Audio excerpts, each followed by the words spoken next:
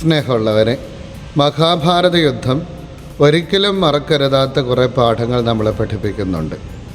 യുദ്ധത്തിന് മുൻപ് കൗരവരും പാണ്ഡവരും ഒരേ പിതാമഹൻ്റെ മക്കളായതുകൊണ്ട് തന്നെ സഹോദരങ്ങളായി വർത്തിച്ചിരുന്നു. അവരുടെ ഗുരുക്കന്മാരും ബന്ധുമിത്രാദികളും എല്ലാവരും അവർക്ക് സ്വന്തക്കാരായിരുന്നു. ഒരു സ്നേഹത്തിൻ്റെ കൂട്ടായ്മയെ അവർ ജീവിച്ചു. എന്നാൽ അവരുടെ ഇടയിൽ മദ്യപാനത്തിൻ്റെയും ചൂതാട്ടത്തിൻ്റെയും നായാട്ടത്തിൻ്റെയും പണക്കൊതിയുടേതുമായിട്ടുള്ള ദുഷ്ടപിശാചുകൾ കടന്നുകൂടിയപ്പോൾ നമ്മൾ എന്നുള്ള ആ ഒരു അവസ്ഥ വിട്ടിട്ട് അവർ ഞങ്ങളായി മാറി. കൗരവർ തങ്ങളെപ്പറ്റി ഞങ്ങളെന്ന് ചിന്തിച്ചു, പാണ്ഡവർ അവരെപ്പറ്റി ഞങ്ങൾ എന്ന് ചിന്തിച്ചു. അങ്ങനെ ഈ ഞങ്ങൾ കോംപ്ലക്സ് കടന്നു വന്നപ്പോഴാണ് അവിടെ ഒരു യുദ്ധം നടക്കുന്നത്.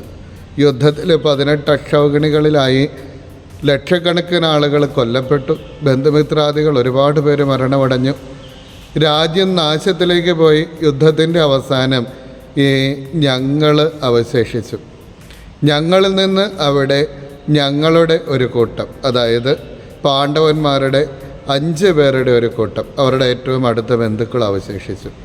അവർക്ക് പക്ഷേ രാജ്യം ഭരിക്കാനുള്ള ഭാഗ്യമൊന്നും ഉണ്ടായില്ല, മനസ്സുമുണ്ടായില്ല.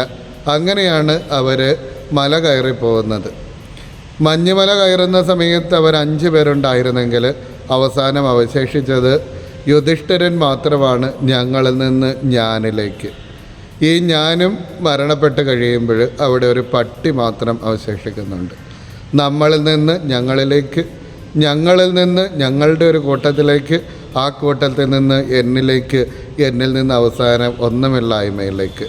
നമ്മളായിരുന്നെങ്കിൽ ഒന്നും അവിടെ സംഭവിക്കില്ലായിരുന്നു. ഇങ്ങനെയാണ് ഐക്യം നഷ്ടപ്പെടുന്നത് എന്ന് നമ്മളെ മഹാഭാരതം പഠിപ്പിക്കുന്നുണ്ടെങ്കിൽ, ഈശോ ഇന്നത്തെ സുവിശേഷത്തിൽ നമ്മളോട് പറയും നമ്മളെങ്ങനെയാണ് ഐക്യപ്പെട്ട് ജീവിക്കേണ്ടത്. ലയോ 14 മാർപ്പാപ്പ എപ്പോഴും പറയുന്നത് നമ്മൾ ആയിരിക്കേണ്ട ഐക്യത്തെ സംബന്ധിച്ചാണ്. വിശുദ്ധ അഗസ്തീനോസിൻ്റെ ഒരു ഉദ്ധരണി അദ്ദേഹം എടുത്തിട്ട് പറയും, ഒന്നായിരിക്കുന്ന ക്രിസ്തുവിലേക്ക് നാം ഒന്നായിരിക്കുന്നു, പലരായിരിക്കുന്ന നാം ക്രിസ്തുവിലേക്ക് ഒന്നായിരിക്കുന്ന ഒരു തീർത്ഥാടനമാണ് നമ്മുടെ ഈ ലോകത്തിലെ ജീവിതം, ഈ യാത്ര. അഗസ്തീനോസ് പറയുന്നുണ്ട്, in essentials unity, in doubtfulness liberty and charity in everything. എവിടെയൊക്കെയാണോ നമുക്ക് അത്യാവശ്യ കാര്യങ്ങളുള്ളത് അവിടെയൊക്കെ നമുക്ക് ഐക്യം ഉണ്ടാകണം. സംശയമുള്ള സ്ഥലങ്ങളിലൊക്കെ സ്വാതന്ത്ര്യം ഉണ്ടാകണം. എല്ലാ കാര്യങ്ങളിലും സ്നേഹവും ഉണ്ടാകണം. യേശു തൻ്റെ ശിഷ്യന്മാരെ ചേർത്ത് നിർത്തി പ്രാർത്ഥിക്കുകയാണ്. 17-ാമത്തെ അധ്യായം യോഹന്നാൻ്റെ സുവിശേഷം.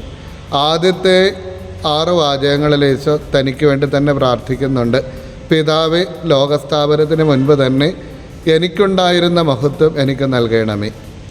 യേശു പിതാവിന് കുരിശുമരണത്തിന് കീഴടങ്ങുന്നതിലൂടെ, പിതാവിൻ്റെ ഇഷ്ടം നിറവേറ്റുന്നതിലൂടെ മഹത്വം നൽകി. പിതാവായ ദൈവമാകട്ടെ യേശുവിൻ്റെ പ്രാർത്ഥന കേട്ടിട്ട് യേശുവിന് ഉയർത്തെഴുന്നേൽപ്പ് എന്നുള്ള സൗഭാഗ്യം കൊടുത്ത് ആദ്യമേ തന്നെ ലോകസ്ഥാപനത്തിന് മുൻപേ ഉണ്ടായിരുന്ന മഹത്വത്തിലേക്ക് യേശുവിനെ കൊണ്ടുവന്നെത്തിച്ചു. തുടർന്നുള്ള ഭാഗങ്ങളിൽ 6 മുതൽ 20 വരെയൊക്കെയുള്ള ഭാഗങ്ങളിൽ ഈശോ പ്രാർത്ഥിക്കുന്നത് എൻ്റെ ശിഷ്യന്മാർക്ക് വേണ്ടിയിട്ടാണ്. അവിടെ ഈശോ പ്രാർത്ഥിക്കും, ഇവരെ ദുഷ്ടരിൽ നിന്ന് കാത്തുകൊള്ളണമെന്നാണ്. ഈ ലോകത്തിൽ നിന്ന് എടുക്കണമെന്നല്ല ഞാൻ പ്രാർത്ഥിക്കുന്നത്.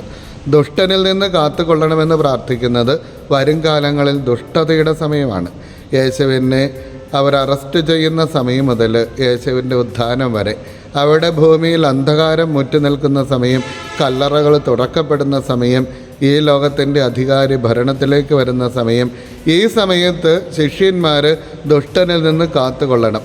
പിന്നീട് പരിശുദ്ധാത്മാവ് വരികയും അവർ ലോകത്തിൻ്റെ ഭാഗങ്ങളിലേക്ക് പോവുകയും ചെയ്യുമ്പോൾ അവർ ദുഷ്ടനിൽ നിന്ന് കാത്തുകൊള്ളണം. ഇതിൽ 11 പേരും ദുഷ്ടനിൽ നിന്ന് സംരക്ഷിക്കപ്പെട്ടു.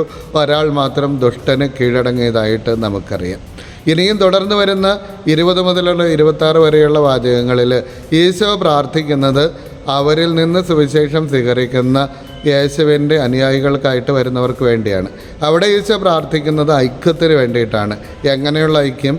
പിതാവേ, നമ്മളൊന്നായിരിക്കുന്നത് പോലെ അവരും ഒന്നായിരിക്കേണ്ടതിന് വേണ്ടിയിട്ട്. നമ്മളൊന്നായിരിക്കുന്നത് പിതാവും പുത്രനും പരിശുദ്ധാത്മാവുമായിട്ടുള്ള ത്രിത്വിക ദൈവം ഒന്നായിരിക്കുന്നത് എങ്ങനെയാണ്? പിതാവ് ദൈവമാണ്, പുത്രൻ ദൈവമാണ്, പരിശുദ്ധാത്മാവ് ദൈവമാണ്. 3 ദൈവിക വ്യക്തിത്വങ്ങൾ അവിടെയുണ്ട്, ദൈവിക ആളത്വങ്ങളുണ്ട്. എന്നാൽ ഈ 3 ദൈവിക വ്യക്തിത്വങ്ങൾ ചേർന്ന് ഒരേ ഒരു ദൈവമായിട്ട് രൂപപ്പെടുന്നതാണ് അവിടുത്തെ ഐക്യം എന്ന് പറയുന്നത്. അതാണ് എങ്ങനെ അവരുടെ ഐക്യത്തിന് നമുക്ക് മനസ്സിലാവുന്ന രീതിയിൽ പറഞ്ഞാൽ 3 സവിശേഷതകളുണ്ട്. ഒന്നാമത്, പിതാവും പുത്രനും പരിശുദ്ധാത്മാവും അവരുടെ വ്യക്തിത്വങ്ങളെ അംഗീകരിക്കുകയും സ്വീകരിക്കുകയും നിലനിർത്തുകയും ചെയ്യുന്നു എന്നുള്ളതാണ്.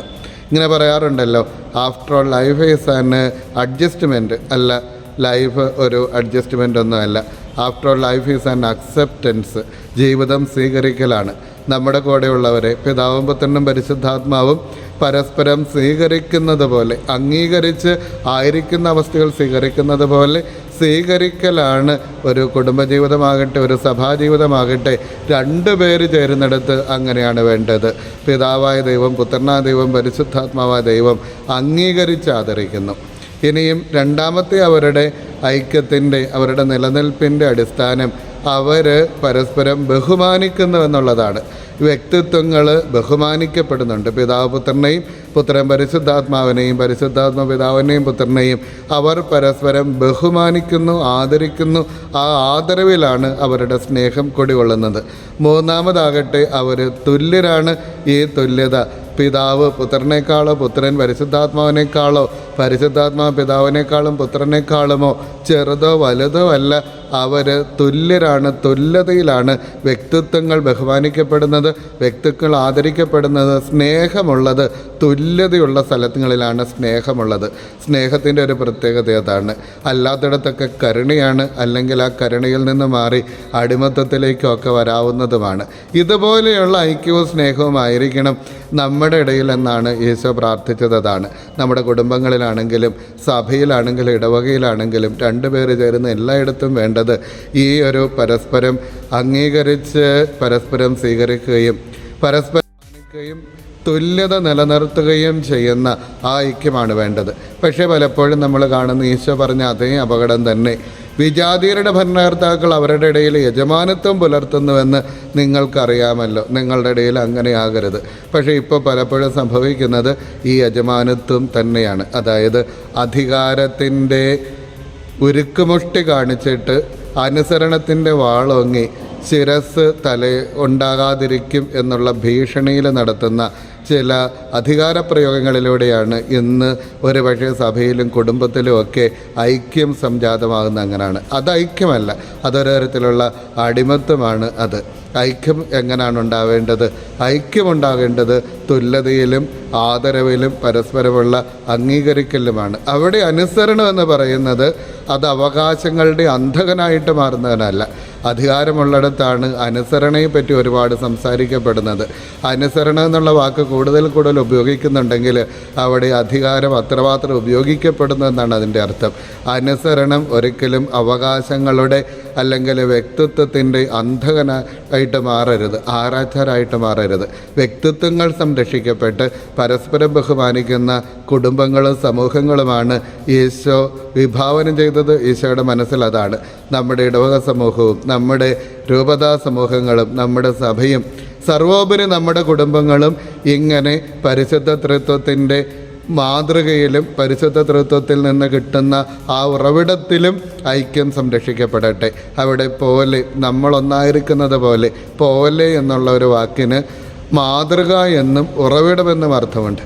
അതായത് നമ്മുടെ ഇടയിലുള്ള ഐക്യം പിതാവും പുത്രനും പരിശുദ്ധാത്മാവുമായിട്ടുള്ള ത്രിത്വിക ദൈവത്തിൻ്റെ മാതൃകയിലും അതിൽ നിന്ന് സ്വീകരിക്കുന്നതുമായിട്ടുള്ള ഐക്യമാണ് നമ്മുടെ ഇടയിലുണ്ടാകേണ്ടത്. ഈ ഐക്യത്തിലേക്ക് വളരാൻ വേണ്ടതായിട്ടുള്ള സഹിഷ്ണുതയും തുറവിയും പ്രാർത്ഥനയും ആത്മീയതയും നമ്മുടെ ഇടയിലുണ്ടാകട്ടെ എന്ന് പ്രാർത്ഥിക്കുന്നു. ദൈവം നമ്മളെ അനുഗ്രഹിക്കട്ടെ.